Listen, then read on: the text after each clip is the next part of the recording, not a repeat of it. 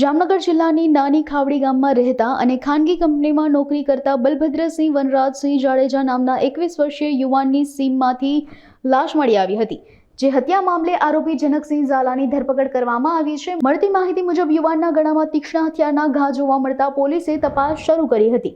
મૃતકના પિતાની ફરિયાદ પરથી પોલીસે જનકસિંહ ઝાલા સામે ગુનો નોંધ્યો હતો। મૃતક આરોપીના પત્નીને હેરાન કરતો હોય જે મામલે સમજાવવા જતા બંને વચ્ચે બોલાચાલી થઈ હતી, જેને ઉગ્ર સ્વરૂપ ધારણ કરતા ઉશ્કેરાઈ જઈને આરોપીએ ગળાના ભાગે છરીના ઘા ઝીકી મોત નિપજાવ્યું હોવાનો ખુલાસો થયો છે।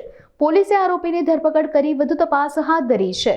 गईकाल 8 दिसंबर 2024 को सिक्का पुलिस स्टेशन ने बीएनएस की कलम 103 के मुजब गुना दाखिल किया है। इसमें आरोपी जनक सिंह झाला ने विक्टिम बलभद्र सिंह जाडेजा का चाकू से गला काटकर हत्या कर दी।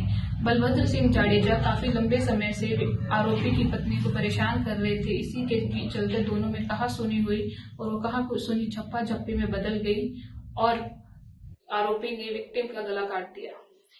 पुलिस ने इस केस की तपास Sikka police station PI VS Patel संभाल रहे हैं और अभी आरोपी पुलिस हिरासत में है।